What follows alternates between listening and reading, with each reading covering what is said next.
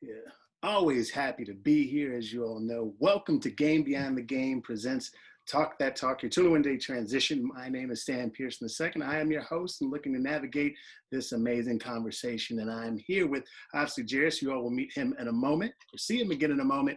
And I'm also here with founder of Game Beyond the Game, Prince Daniels Jr. How are you feeling? Man, I'm feeling blessed. I'm feeling amazing, and I'm happy to have somebody here to tell their story so we can make a difference in the world with everything that's going on. So, man, let's have a great time today. Let's inspire people. Let's make a difference in this world, man. Thank you. Cool. No, amazing. Thank you for having us. And I'm super excited to introduce our guest. He's less his wife this time, but he still, decided to be here with us. So we're super happy to have here Gerris Wilkinson. And if you're not familiar with Gerris, maybe you should be, but I'll just bring you up to speed. He is a former NFL linebacker, was drafted by the New York Giants, later going on to win the Super Bowl. He received his Master's in Business Administration from the University of San Francisco and is presently a partner and asset manager for 11 West Partners, a real estate investment firm managing and negotiating multi-million-dollar contracts and the use of commercial industrial office space. And from what I understand, it's like 1 million square feet, 20 property. It's a big deal. That's what I'm trying to tell you, folks. So we're not playing any games. Ladies and gentlemen, wherever you are, clap your hands, stomp your feet for Mr. Gerris Wilkinson. Devo. How are you feeling, Gerris? How's it going? Doing great, man. Thank you for having me.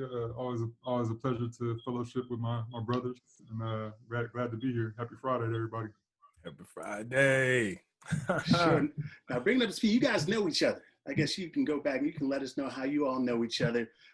Prince, how do you know Gerris? Gerris, how do you know Prince? Man, Gerris is my brother. Like, hands down. Like that. This is my guy. It was really funny when we first went to Georgia Tech. We never really spoke to each other, and then around like our sophomore year, that's when we became best friends, and it's been like that ever since. And it's whenever I'm in my time of need, I know exactly who to call because I know someone that is on my level that understands what I'm doing and doesn't think that my dreams are too lofty or too far out, and planet nebulous. And so that's where we connect. We've always been spiritual brothers, but also, brothers with different mothers. But I feel like we have the same mother. So, it's awesome. Cheers.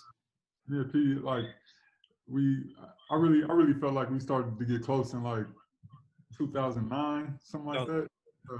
Like we was definitely close in college, but like I think once we both went on and had our NFL time, it brought a different closeness once we was able to reconnect on another level, and then from there it's just just been close ever since. I mean, he was there when I met my wife.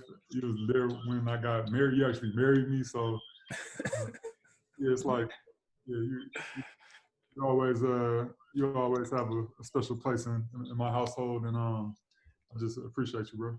No. Now, really quick, I know that you were there. He was there when you met your wife. We didn't get a chance to hear that story or how exactly that happened. Is that something that could be shared by one? Like, who tells a better story between you two? She's not here to tell it the way she saw it, but through your eyes, how did you all meet? How did you meet your wife, and how did Prince end up being the ones to marry you two? So PJ came out to visit me in Cali. This was what was this? 2014. 2013, something like that, and we ended up having a night out, and we was at the W in San Francisco. Ooh, doing it big. Okay, go on. And I had seen my wife before at other events or other social gatherings, and when I saw her at this particular time, me and PJ we was having a good time. We might have had a couple of drinks or something like that, feeling good, and I told PJ, I was like, man, I gotta go get her. I gotta go make a play. And right. so just went ahead and approached her, got the number. PJ, I remember PJ was struggling a little bit that night. He might have overindulged a little bit or something. I don't know. It's a little hazy. It's a little hazy for everyone. PJ, really quick, what do you remember about that part? We having a good night, or you just had a lot on your mind? It was just a good night. That's all I can remember. That's what I figured. It's a good night. That's all that is. It's all the details. I mean, That's all. That's all we had to do like an after hours and talk about the good night that we had, you know. Of course, it's harmless fun. You know what I'm saying? You go out, you have a good time. That's it. So, Gerris, you got the number. So, PJ, did you have any advice that night for your guy? Where you're like, hey, I saw you finally got the number. Good job. What'd you have to say? You know, it was really funny to actually see it from afar, because it was a crowd of people and he spotted her and he was just like, P, I gotta go say something to her. And I was just like, all right. I was like, go ahead. And so, you know, he beelines, you know, to her. Like, since Gerris is taller than everybody, he's like, excuse me. Black Superman, excuse me. Pardon me. Like, get out of my way. And then afterwards, I'll never forget it. It was just like, I saw Shakira and the way she was looking up at him like, hi, husband. And he was like, what's up, baby? How you doing? You know, my name's Gerris. You know, I just want to tell you, I just want to tell you that I like you. Like, can I have your phone number? It seemed like it happened like that. I don't think it did, but it took about 6-7 minutes. I'm sitting in the corner by myself, don't know anybody. It's a crowd of people moving around. I'm just like, all right, I'm just gonna sit here like the friend, the third wheel, just tap on my arm, like twiddle my thumb. And then afterwards, he came back, and I was just like, "You get the number?" He was like, "Yes, I did." And so, you know, we contained our excitement. Then we went to the restaurant and we celebrated, like, "What's up? What's up?" And then after that, I can't tell you much more. That's awesome. So, Gerris, you decide, again, it's all about transition. So it's interesting how we're going from boom, we met, boom, boom, boom. You decide that Prince is going to marry you all. How did you come to that decision? How important was it to have Prince marry you all? Man, you know, for me, it was, we wanted to have a small wedding, and we actually ended up getting married on a hot air balloon. And that being the case, it was only room for like the two of us, PJ and the photographer. And I always kind of look at PJ as like somewhat my spiritual advisor. You know, if there's anything on my heart or on my head, PJ is somebody that I feel like I could always go to. So him having that role in my life, it seemed very fitting for him. I think he might have been mentioned to me like he was marrying somebody else, or it was some kind of conversation where it just made total sense for me to ask him to be the man to do it. And PJ, you know, he always adds his personality to the mix, and it's always a good time. So I think I couldn't have picked a better person for it. Oh, that's awesome. So, you know, we're talking about obviously transitions and moving in different parts of our life. It's really important to have great people in your life. You know, so I asked Prince, you know, what does it mean that, you know, one of your closest friends would ask you to marry him and his wife on a hot air balloon where it says room for y'all in the camp? Come on, Superman. I appreciate you. Now, goodness great. Back to you, Prince. What is that? Well, and it was in Napa Valley, so we can see, you know, the view was beautiful. What does it mean? I mean, it means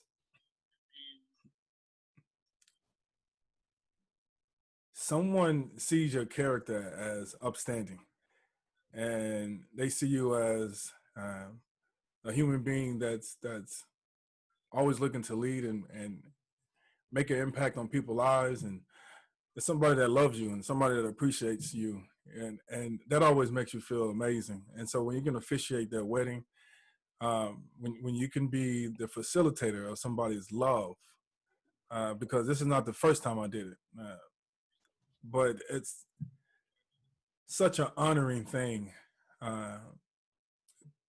to be able to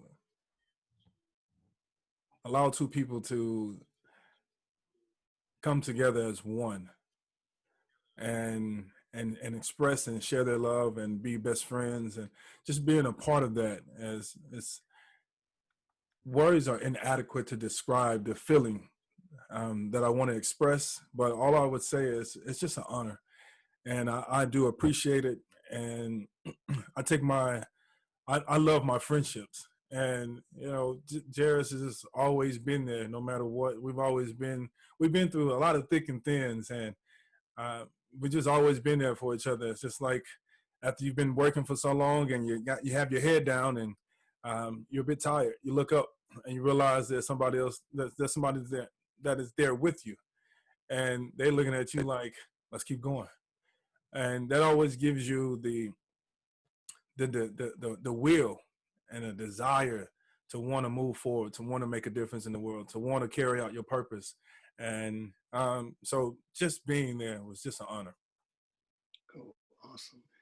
And Gerris, you've, had some accomplishments, you've grown so much, and you've been able to take so many steps forward. What would you say is a few of your greatest accomplishments to date? If someone's like, hey, what are the top 2-3 things that you're most proud of? What would those things be, throughout this transition? That's a good one.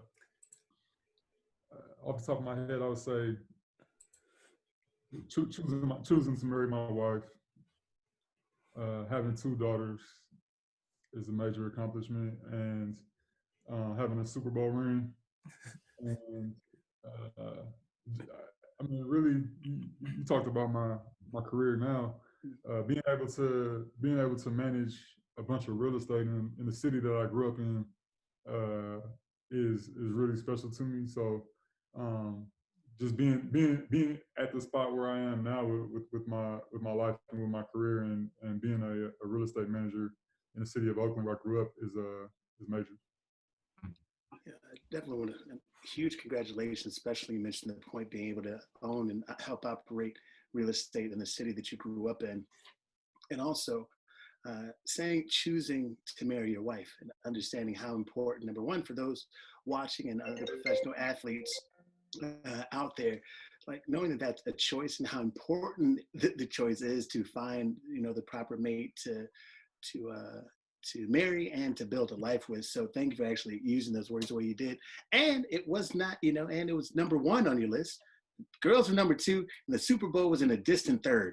You did the right thing, Gerris. That's all. You're a smart guy. That's all I'm telling you. No, but brilliant and amazing. And when Shakira was on here, we discussed that, you didn't lead with the Super Bowl because, you were kind of a different kind of guy, which also speaks to just who you continue to grow into and who she is and who you all have grown to be.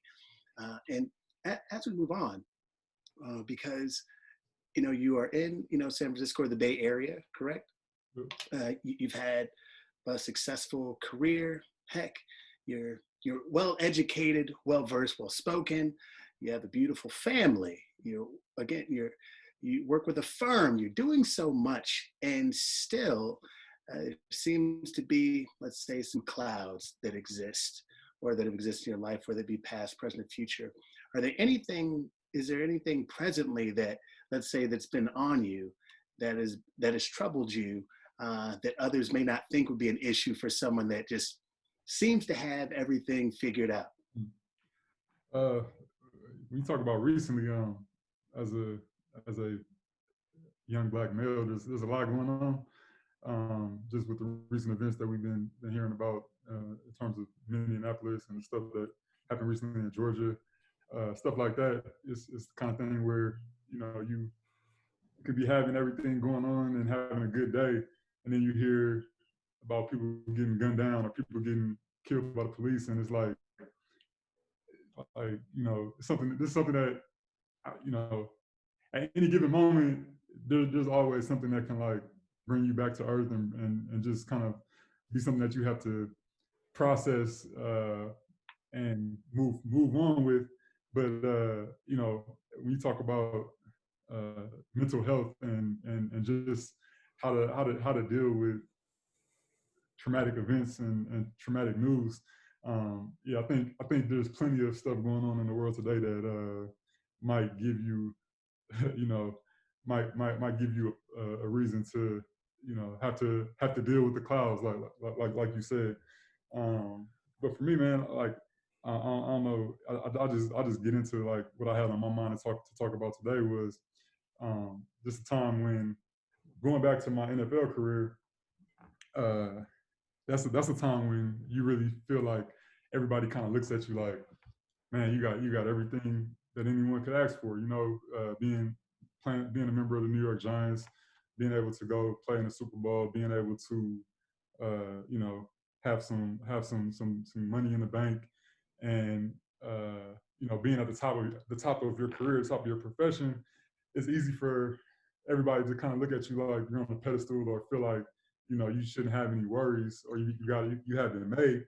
But there's a lot of times that, you know, people are carrying something that, you know, everybody else doesn't know about, or you're dealing with loss in some way, loss of family members, or you know, things like that. But for me, dealing with depression for me was a very interesting process, because I think when the way that I realized that I was dealing with depression was, it hit me as I was starting to come out of it. And, you know, it's like, I think it's the kind of thing, I think for me, you know, everything I'm speaking on is just my own experience, obviously. But like, for me, it was like, you know, you could slowly have issues come up in your life that you have to deal with. And while you're dealing with them, you don't really have time to actually process what's going on. You know, when you get into your NFL, you get into an NFL career, everything is moving like at the speed of light. You know, you go from college to getting drafted to rookie mini camp, to moving to a new city, to playing, you know, having a 16 game, you know, preseason, regular season, playoffs. It's like a nonstop grind. And I think going my second year in the NFL, which is the year that we actually won a Super Bowl, I kind of, so just a quick pause and background. I lost my grandfather my senior year of high school, somebody that I was very close to, and then my senior year of college, I lost my mother. And so to go on and be in the NFL, and my grandfather was by far my biggest role model growing up, and my mom, you know, definitely had the biggest impact on my life, you know, more than anyone else. And so to make it to the top 1% of my peers in the NFL, and not have my grandfather, my mother, the two people that like had the most impact on getting, you know, helping me, supporting me get to that point. And then to get to that point, it really hit me one day. And I actually remember the exact moment. And I'll go ahead and tell the story. So we win the Super Bowl in Phoenix, 2008, against the Patriots. That was the year they had the undefeated season, and, you know, ended up 18-1, losing to us in the Super Bowl. Amazing game, amazing experience. You know, we come back home to New York City, and we had, you know, it's all kind of, you know, we had some nice parties, everything. Some of my friends and family came out from the West Coast, just having a great time. And I remember the first day back to the stadium, like we had like our exit interviews or whatever, you know, wrapping up the season. And I pull up to the stadium, and PJ, you know, Mike Matthews. So it's funny because Mike Matthews happened to be pulling up to the stadium at the same time as me. And so I pull up to the stadium, man, and something just hit me, and something just like, I'm sitting in the parking lot. All of a sudden, I just start boo-hoo crying, like just start crying like a little kid, you know. I think it's like 2 days after we won the Super Bowl. And I'm just sitting in the parking lot at that Giant Stadium, just crying like a baby. And my teammate pulled up next to me, Mike, who I was actually teammates with in college also. He pulled up next to me, and he kind of just looked at me. And then like we go inside the stadium later, and he was like, "Man, it's all good, man. Don't worry about it." Like, you know, like he didn't even ask me no questions about it. He was just like, "Man, don't worry about it. It'd be like that sometimes." Like, you know, and that meant a lot to me as well. But to get to my point, like, I think that actual moment was me realizing that I had been depressed for a while. And the reason I realized it was because being at the top of my career and winning the Super Bowl, it kind of hit me like I really wasn't that happy, you know? And so I had to ask myself, like, why this moment that, you know, everyone dreams about as a kid, winning the Super Bowl, I'm in New York City, Super Bowl champions, and I'm not happy. Like what's going on? And so that was the moment that like it really hit me. And then from that moment on, it was like, okay, like this is something I need to like deal with and address. And and I'm sure there was multiple reasons for my situation mentally, but I think it goes back to like probably not having dealt with the deaths of my close family members, my mother and my grandfather, and just also like the pressures that come along with every day of trying to survive in the NFL, and like not having a good support group around me or having people to like that I was comfortable with expressing whatever my challenges were. Um, Another piece of it is dealing with injuries. When you're in the NFL, like I never had injuries my whole high school, college career. My rookie year, then my second year, the year that we actually went to the Super Bowl, I had like a major knee injury. And the athletes out there know, like, when you haven't dealt with injury and then you deal with a major injury, it's like very heavy on your mental health. And I think that moment when it hit me, it was like, okay, there's something going on here that I haven't been dealing with, and that was kind of like my wake up, my aha moment, my wake up moment. Like, dang, I'm not right. Like Something isn't okay. something's not right, and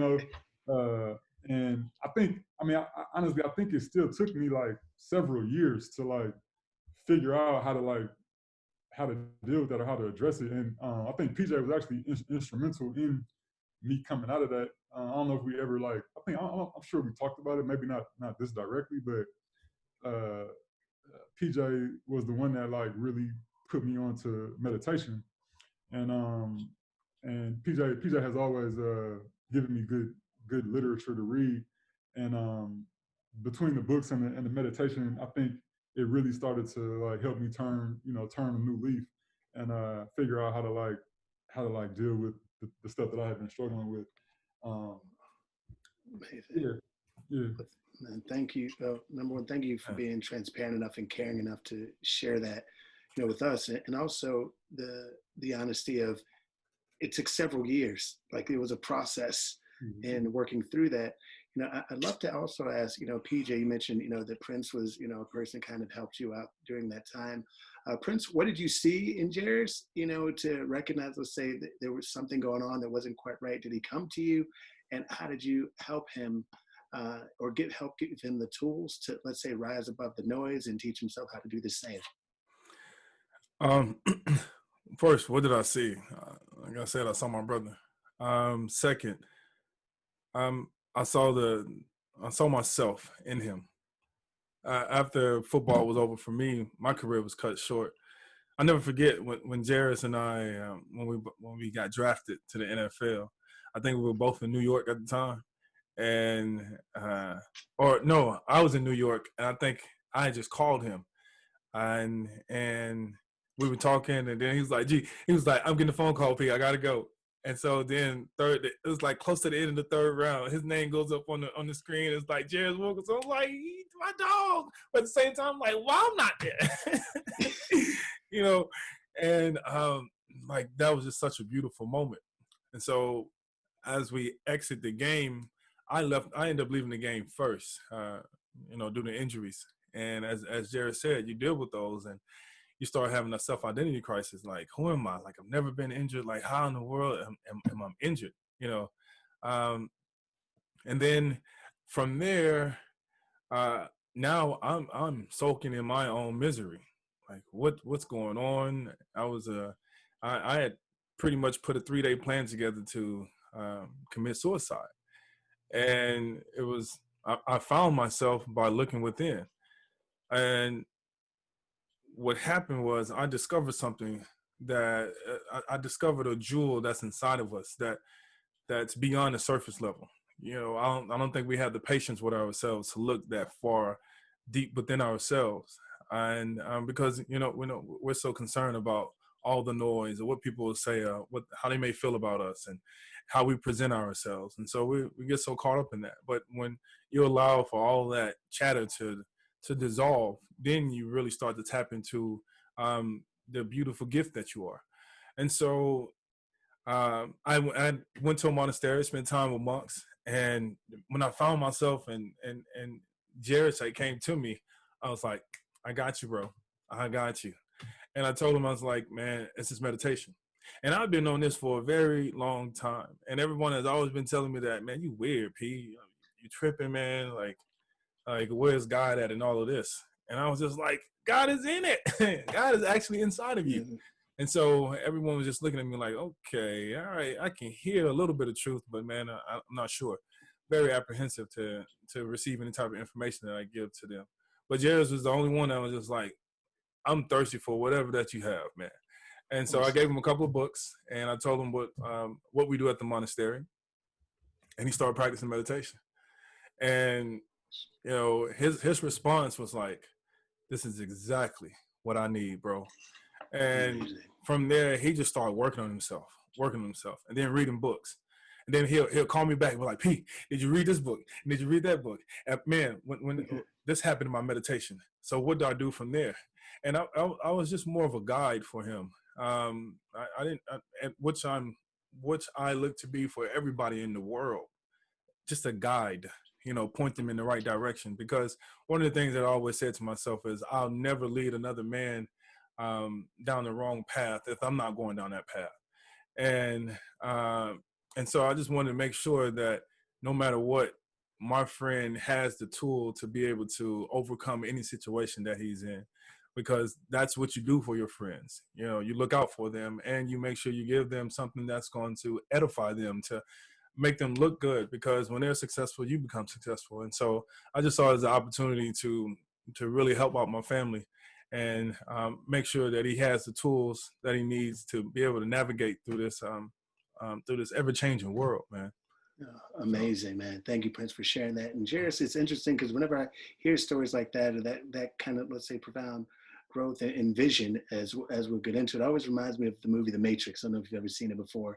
And it's like when Neo finally realizes like that he's the one, like, the gifts, you're like, oh, this is what it's all about. And it seems like you're doing a lot of searching, a lot of reflection, and a lot of reading. So during that time, what are some of your favorite books, or most impactful books that, let's say, you've come across during this time? Yeah, shit. Most of them, I think all of them. PJ probably gave me most of them or told me about them. But the first one I think that really stuck with me was called The Self-Unfoldment. Self-Unfoldment, and I just remember like the key line in that book that just always stuck with me was, a flower doesn't try to bloom. There's no trying in growth. You just grow. That's what you're here for.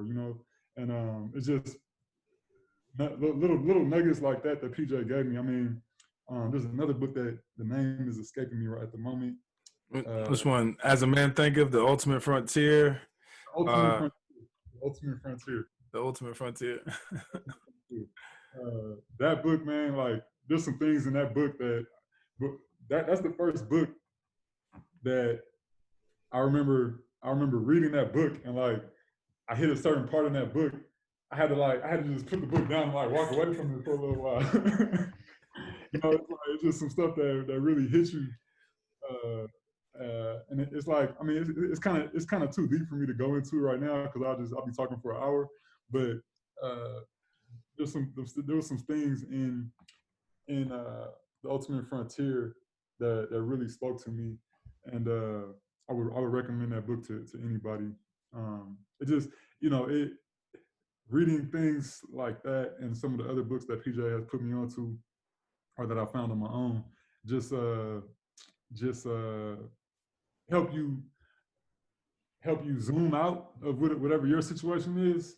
And I think anytime you're dealing with something that's really troubling you, it's important to figure out a way to zoom out and take a look at what's going on from 20 steps back, Right. and then zoom back in and deal and figure out, put your action plan together. But yeah, I think that's what reading and meditation has done for me in the past, is like allowed me to zoom out from whatever situation I'm dealing with and look at it from 30,000 feet and see that it's really not that big of a deal, and see that I can put together a plan and execute and just get back into the groove, get back into my flow. And amazing. I'm taking it back to to depression real quick. Gerris, did you have a moment where you felt like I hit a wall and there's nothing that I can do from this point on? And that's one question. Then the second one is, what made you want to be open about talking about this? Because it's like a stigma where we don't speak about depression or a mental illness state, and also mention about crying as a male. Because if you grew up, it was more like you don't really show too many emotions, especially if you're in a gladiator sport. Like, what made you want to be open about, hey, yes, I'm a male, but I cry and it's okay. And also I had a mental state of illness. So how did you deal with that? To your first question, I guess you said, did I ever hit a wall? Yeah. I don't know if it was one moment where I just felt like, everything just stopped at once, but it was just like, I think that the story I was telling earlier about just actually like coming to the conclusion that at the peak of my career, or the peak of my athletic career, I wasn't that happy. Like just taking a second and being like, damn, like I'm not happy. Like why do I not feel happy in this moment? Or why am I not excited about this, this life, this peak life moment? And that was the wall for me, I guess. And then to go back to like, why would I be open about it? I mean, it's not something I was open about with very many people. And really, I mean, quite honestly, I think PJ was one of the only people that I really talked about it with. And it was something that we had both just felt comfortable talking about with each other. And I think just having people in your corner that you feel comfortable talking to about stuff like that is major. The crying thing, I'm definitely not a crier, So just being able to open that up and talk about it, it's still not easy right now, but I feel like in order to have an impact or be able to have takeaways from certain situations like this, you if you don't address it, then you're never gonna get over it, So you gotta address stuff before you can change it. That's a bar right now. You must address things before you can change it, and being willing and open to accept what is, not necessarily what it might be, what's going to be, what was, but certainly what is in order to move forward. We do have a question from Osahan. He said, what morning routine do you all have? And do you believe we live in a benevolent universe, or do you think that it's just neutral? So whoever can start. Prince, you want to start? I feel like you have something. Please go ahead, Gerris. For my morning, I can speak on the morning routine. That second question is kind of deep, but I can speak on the morning routine. Like right now, I have two daughters. They wake up very early, but for some reason I wake up before them. So right now I tend to wake up between 5 and 5:30 every morning, no matter what, which is kind of shut down my nightlife a little bit, because even if I'm out trying to live it up, 5:30, I know I gotta be up at 6 o'clock. My daughter's gonna be up, so no matter what, it's like I'm up at 6 regardless. But what I try to do, and I say I do this about maybe 80% of the time, I wake up and meditate for at least 20 minutes. between 15 and 30 minutes every morning. I'll just sit in my office, eyes closed, and just sit there for like at least 15 minutes every morning. And what I think what meditation does for me is it helps me it helps me put everything into perspective for a little while. Just by not looking at the TV, not looking at my phone, not looking at anything else that's going on in the world, just taking a second to start my day with silence and with gratitude, and it just kind of like allows my thoughts to line up, you know. And then I feel like ever since PJ put me on to meditating, I used to deal with a lot of sleep issues when I was in the NFL. I'm sure that was stress related also, which when you're dealing with injuries and dealing with your physical and mental health, sleep is very important. And like there was plenty of times when I was playing football that I would go a whole night without even getting any sleep, and then wake up the next morning, like get out of bed the next morning and go straight to practice, and and when you're dealing with injury and trying to recover, that's like the worst thing in the world is to not get good sleep. People have, like, since then, now they have like all these different type of medications and all this different stuff, and I never really wanted to go that route, but I know ever since I started meditating, my quality of sleep has really increased. We got another question on Instagram. Someone says, do you recommend a meditation app such as Headspace, or what do you recommend so people can practice meditation? Man, I do not use any apps. I've tried apps, but I think the thing about the apps is, like, I like, when I meditate, I like to have a little bit of distance from my phone. It's kind of like I don't want to have to check in and check out with my phone before I meditate. Like, I just want to like leave my phone out of the situation. I'm really not well versed on any of the apps, because I don't think you need an app. I think you could just like, you don't really need anything. You could just, all you gotta do is sit there and close your eyes and observe. Close your eyes and breathe. That's all you need. Yeah, absolutely amazing.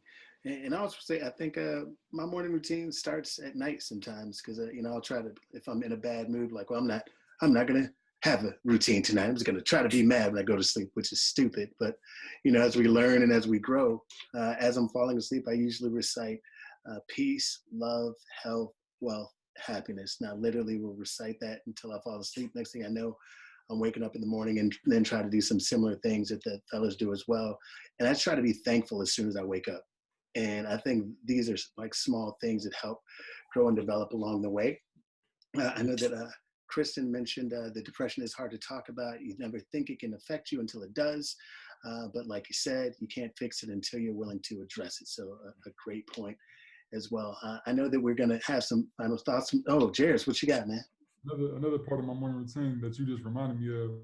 I started doing this with my daughters after I went to a Afro Tech conference, and at the conference, one of the panels discussions they had was some former Black Panther Party members, and it was a real powerful talk. And the way they ended the talk was with some I am mantras, and I recorded it. And from that moment on, every morning I start my day with my kids saying some different mantras. And so, like, we'll say, I am strong, I'm invincible, I'm unstoppable, I'm enlightened, I'm free. Just different mantras to, like, set the tone for your day. And I do that with my 4-year-old and my 2-year-old, and they'll sometimes, if I don't start it off, they'll start it off, which is powerful, just to get up and, like, set the tone with positive affirmations. And, thank you for sharing that big time. 4 years old and 2 years old and already on it, man. That's amazing. Thank you so very much. Heck, start young. Right. And it's interesting you make that point. I know I'll throw it to PJ in a moment, but as we think about, again, technology, as you mentioned, wanting to be away from your phone during meditation, or even knowing what, commercials are, or whatever, like, there's so much, let's say, being thrown out there, for people to pick up. That's why it's important that we pour into our little ones first, from the ground up, to help set them up for a great foundation for not knowing what else may be happening around them and to them. So amazing, Gerris. Thank you for sharing that as a major tip and key.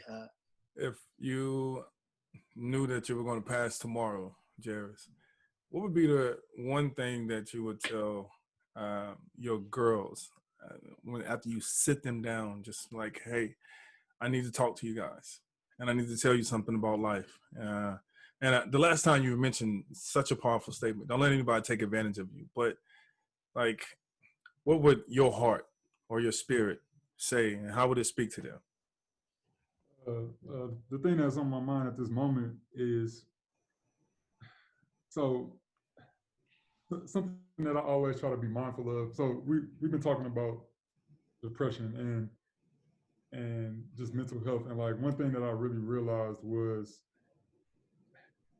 while I was when the moment hit me that I wasn't where I should have been or where I wanted to be mentally, looking back, so I would say that was around 2008, 2009, right? And then in 2019, so 10 years later, you know, having some space from that moment, I realized, like, even though I wasn't in a good space mentally, I realized how good I had it at that time. You know, and so to going back to what I want to tell my daughters is like, just be thankful for every moment that you have, because I think the worst thing you could do is be in a bad space mentally, but then look back 10 years from that moment and be like, dang, I had it good back then. You know, like realize in the moment how good you have it, you know, so that you don't look back on it and realize, you know, don't realize how good you had it 5 years from now. Realize in the moment how good you have it. So if I had to leave my daughters with a message, it would just say, like, you know, just be thankful for every moment that you have. Amazing, cool. Prince, anything else? Yesterday is history. Tomorrow is a mystery. But today is a gift. That is why it is called the present. We got to stay in the present because we are the gift. I appreciate you, G. Yeah. G, a.k.a. Superman, a.k.a. Mr. Hot Air Balloon, a.k.a. Mr. I Do It All. Any final words for you? Or how can people learn more about you, from you, or around you? I mean, just email me, Gerris Wilkinson at gmail.com. I'm on Instagram, GWiz, GWIZZZ 11 on Instagram. And you know, thank you, PJ, for having me. This is my second talk, and you know, anytime you need me for something like this, man, I'll be there. I'm happy to do it. Stan, thank you for hosting, and I love y'all. Thank you, man. Thank you so very much. And again, Gerris, thank you for being able to, or being willing to be that flower to grow. And for those of you all watching this, again, if you know someone that could benefit from this kind of conversation, make sure they know where to find us. Gerris, again, thank you for being so transparent and so willing to share not just your story, but how you overcame and how you continue to grow and be a better version of yourself each and every single day. Not just for you, but for your family, your girls, your wife, and for everyone that touches the air you breathe. So thank you for being here. And those of you all watching, continue to share this message and those like it as we continue to teach you how to find your game beyond the game. Have a great one, y'all. Peace. Peace.